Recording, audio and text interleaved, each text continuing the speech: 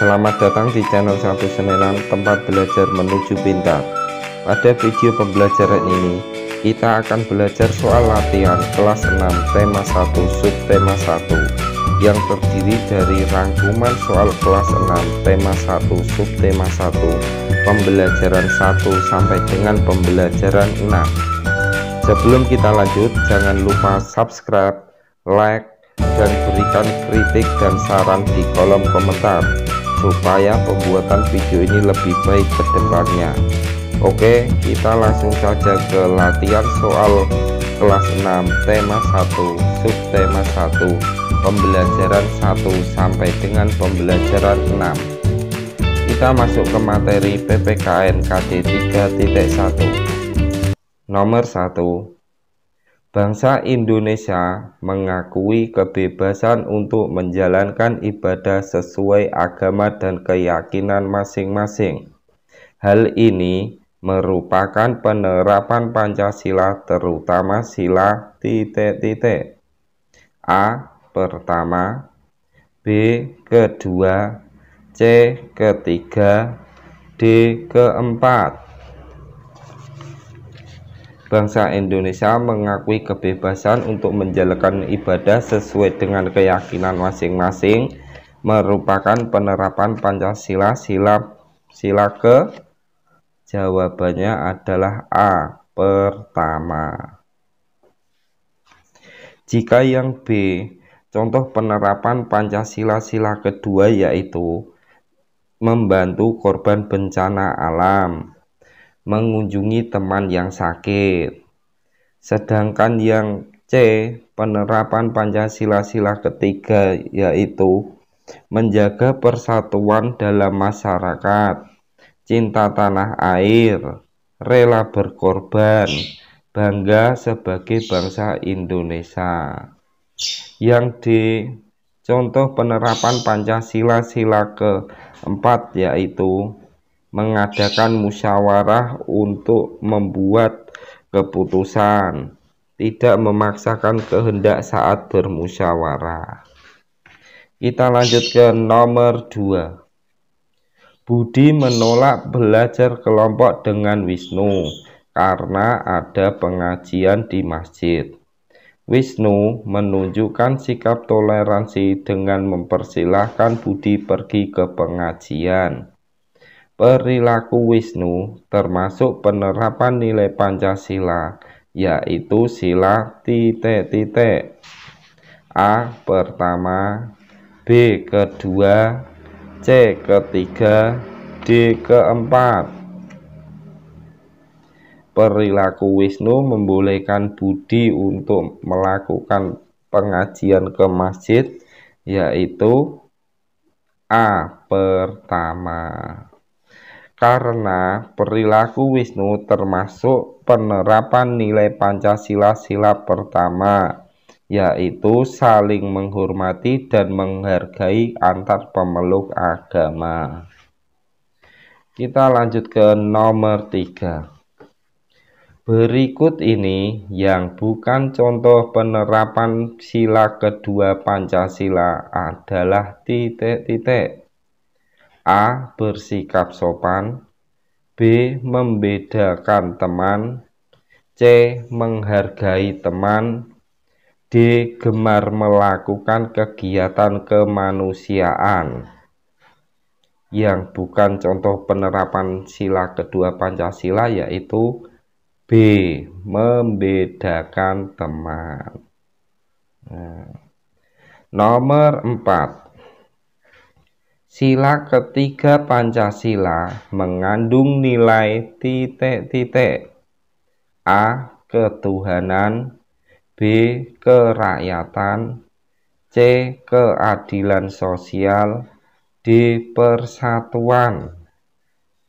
Sila ketiga Pancasila mengandung nilai D. Persatuan. Jika yang A. Ketuhanan itu mengandung nilai sila pertama. Yang B. Kerakyatan mengandung nilai sila keempat. Sedangkan yang C. Keadilan sosial mengandung nilai sila kelima. Nomor 5.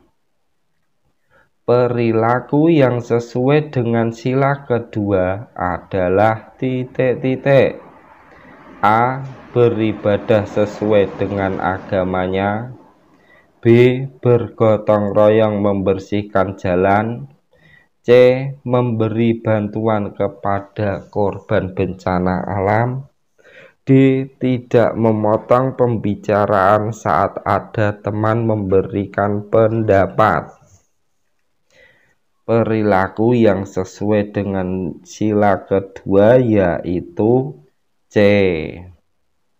Memberi bantuan kepada korban bencana alam.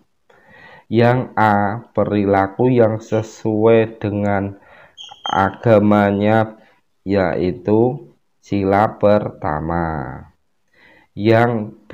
Gotong royong membersihkan jalan, perilaku yang sesuai dengan Pancasila sila kelima. Sedangkan yang D. Tidak memotong pembicaraan saat ada teman memberikan pendapat, perilaku yang sesuai dengan Pancasila sila keempat. Yang D. Kita masuk ke materi Bahasa Indonesia KD 3.1. Jagung merupakan salah satu bahan makanan pokok di dunia setelah gandum dan padi. Di negara Indonesia, jagung merupakan tanaman pokok kedua setelah padi. Jagung juga sebagai sumber karbohidrat paling memenuhi syarat sebagai pengganti beras. Hal itu karena kalori jagung hampir sama dengan beras dan mempunyai protein yang banyak. Nomor 1. Teks di atas membahas tentang titik-titik.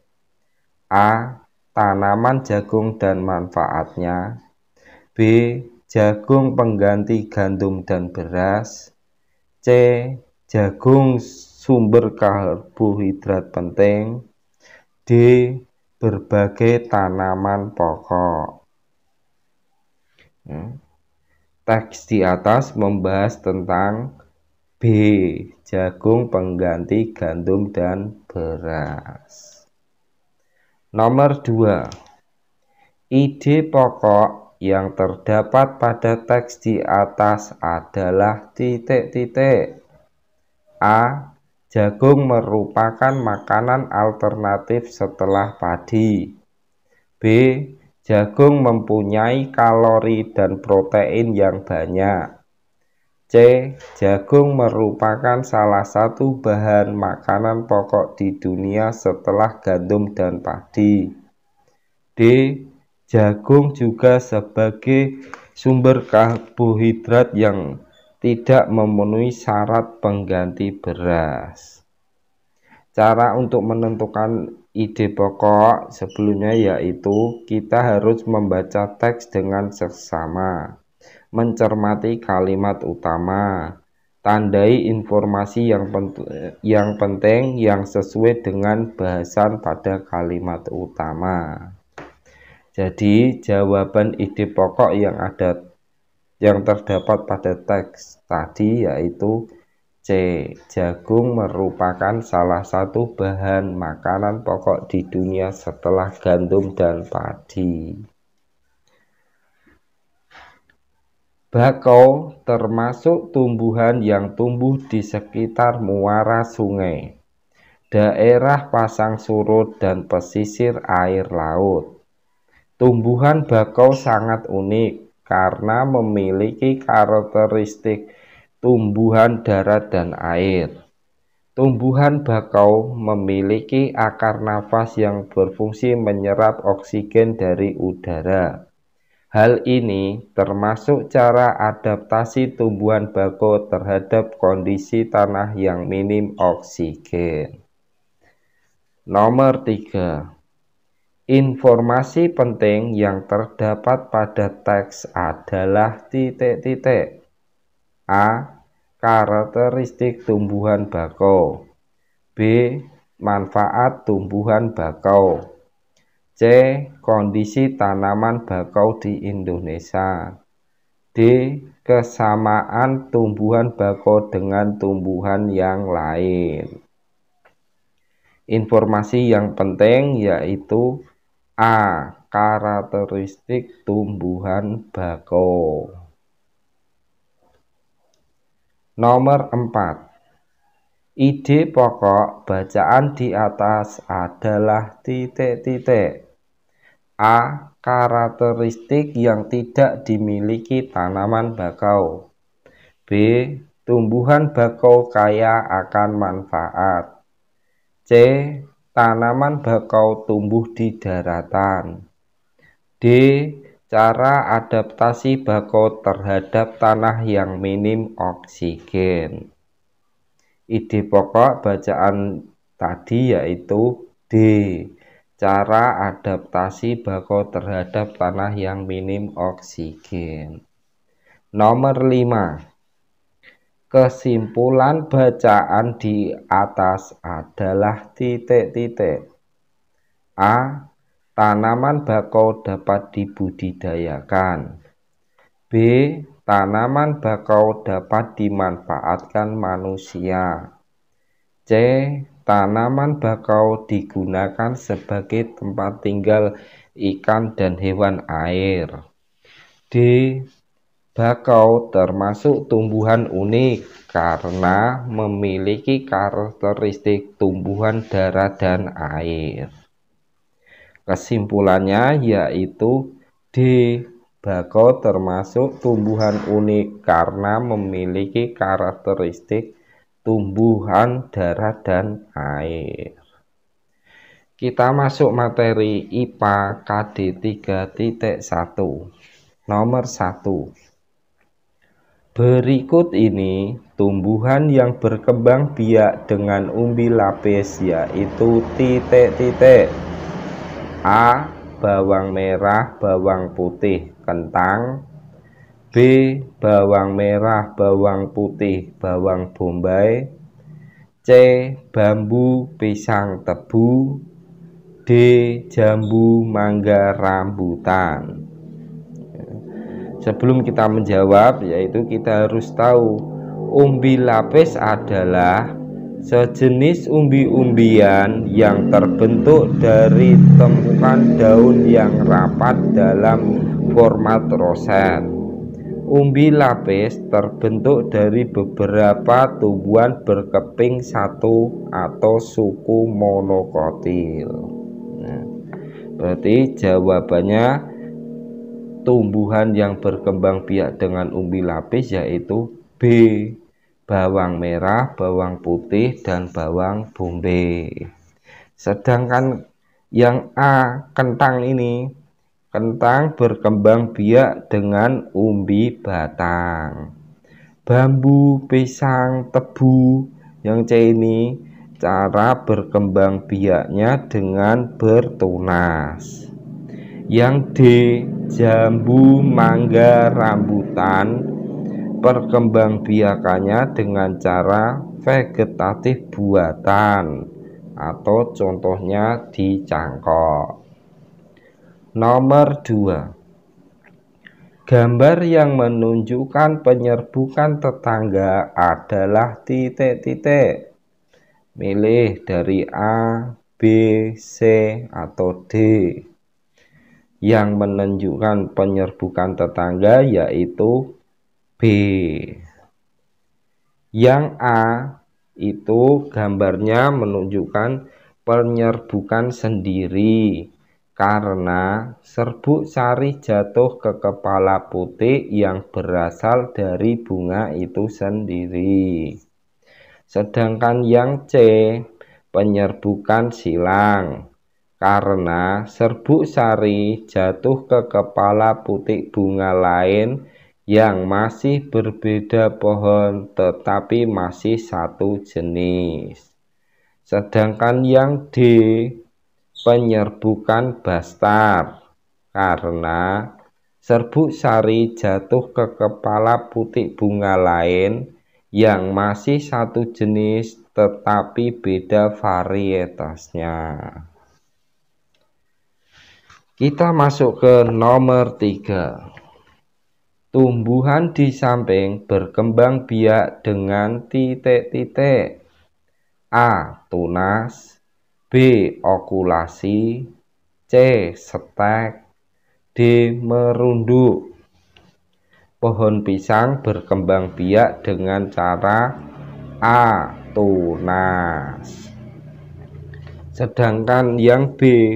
Perkembangbiakan okulasi, yaitu salah satu cara meningkatkan mutu tumbuhan dengan cara menempelkan sepotong kulit pohon yang bermata tunas dari batang pada suatu irisan dari kulit pohon lain sehingga bersatu dan menjadi tanaman baru. Tumbuhan yang berkembang biak dengan okulasi contohnya belimbing, alpukat, kelengkeng. Yang C. Stek. Stek adalah metode perbanyakan tanaman dengan menggunakan potongan tumbuh tanaman contohnya mawar, lavender, bunga aster. Yang D. Merunduk adalah proses pembiakan vegetatif buatan yang dilakukan pada tumbuhan bercabang panjang dengan merundukkannya ke tanah. Contohnya tumbuhan sirih, melati, stroberi. Kita masuk ke nomor 4. Berikut ini yang merupakan kerugian mencangkok adalah titik-titik.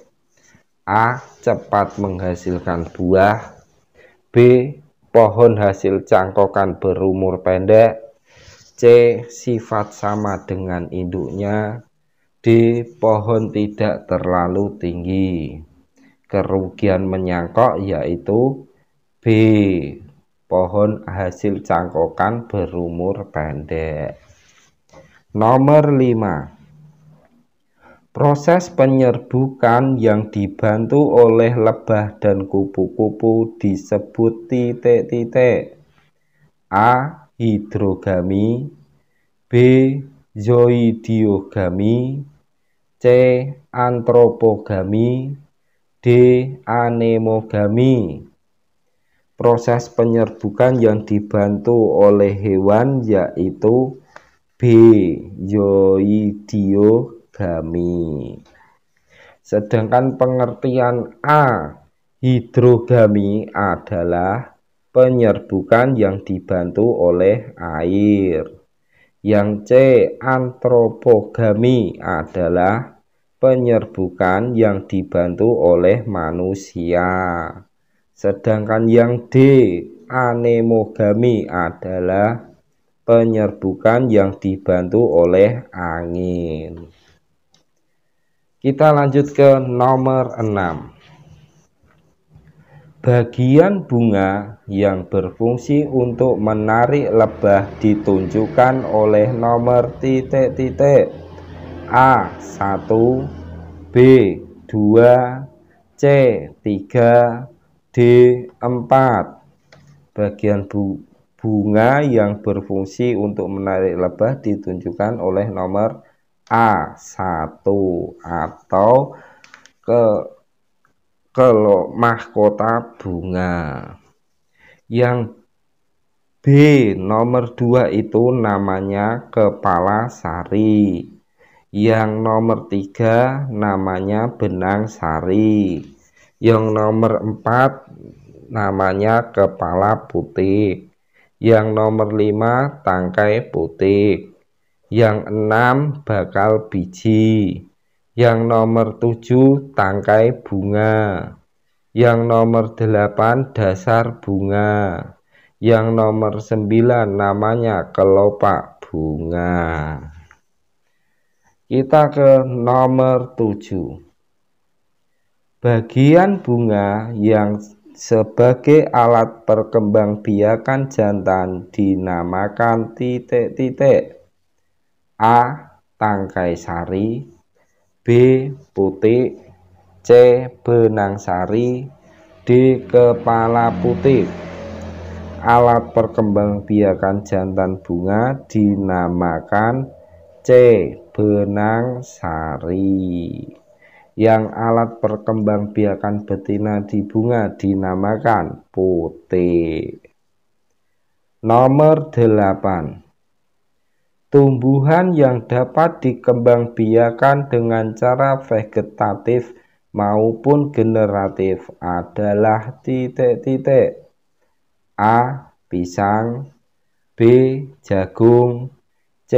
bambu, D. mangga. Tumbuhan yang dapat dikembangbiakan dengan cara vegetatif maupun generatif yaitu D. mangga. Yang A. pisang, perkembangbiakannya dengan cara vegetatif. Yang B. jagung, perkembangbiakannya dengan cara generatif. Yang C.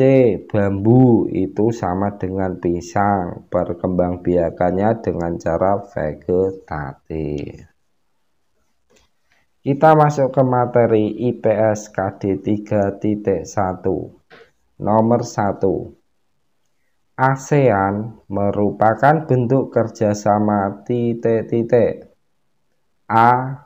regional, B. bilateral, C. multilateral, D. multiregional. ASEAN merupakan bentuk kerjasama A. regional. Regional yaitu kerjasama antara beberapa negara dalam satu kawasan geografi yang sama.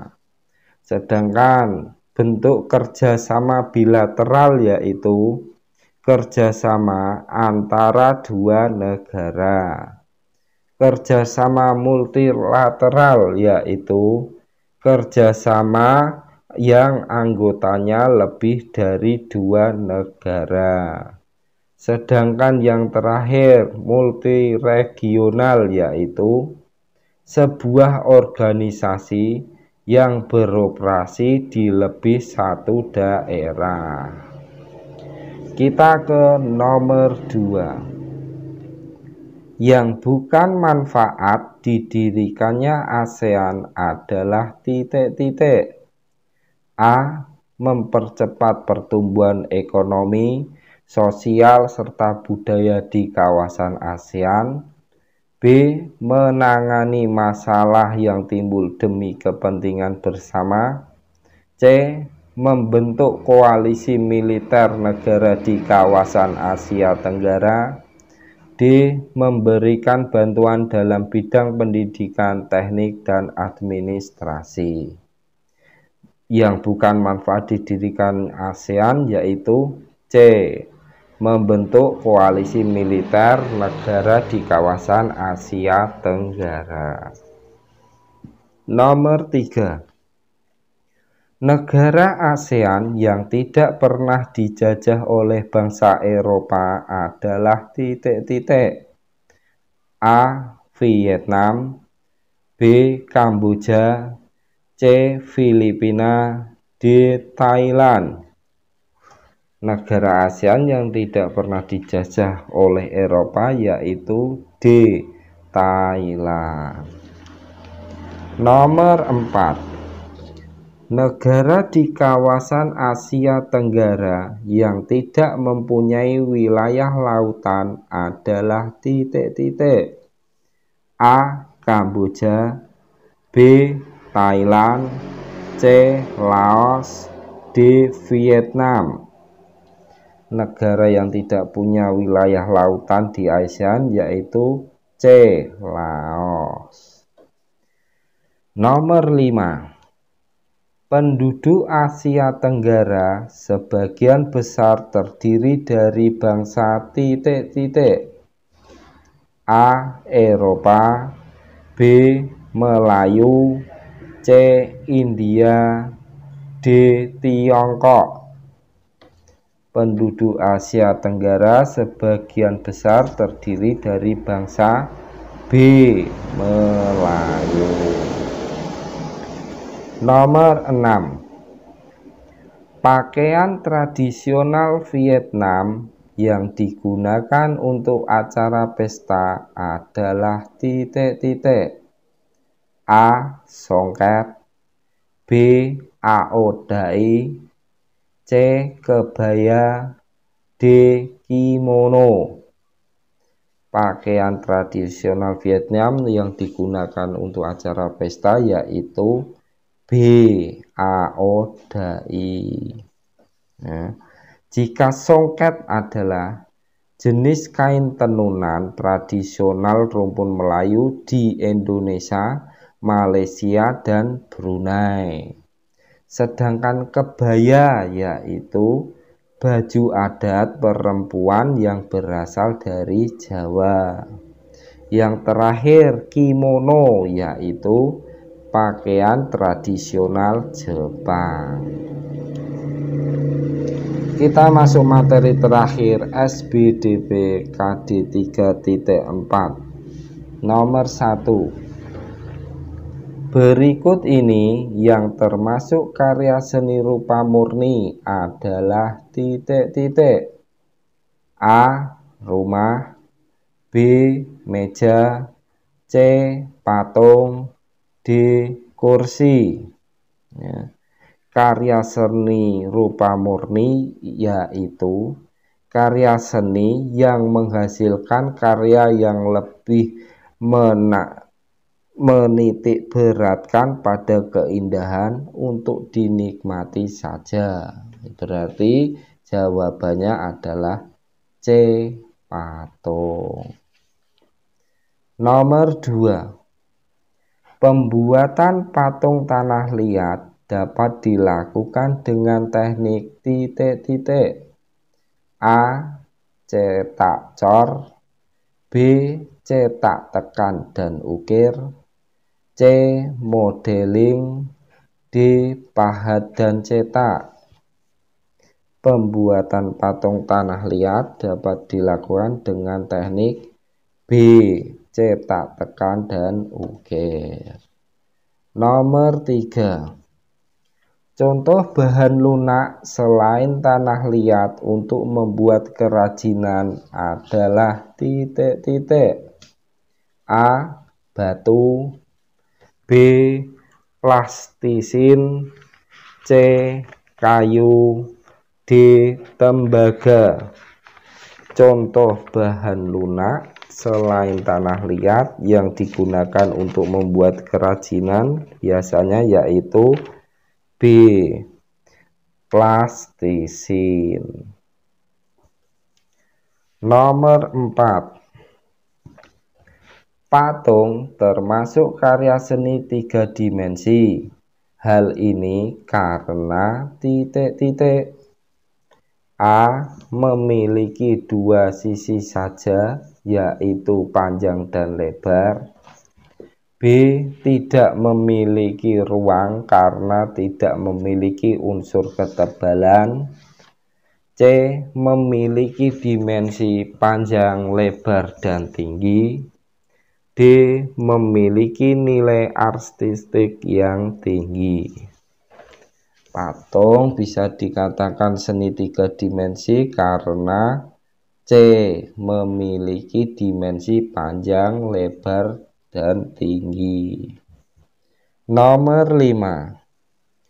Jenis patung yang fungsinya sebagai alat untuk memperingati suatu peristiwa sejarah atau tokoh tertentu yang berjasa besar dinamakan patung titik-titik. A. Pemujaan, B. Miniatur, C. Dekorasi, D.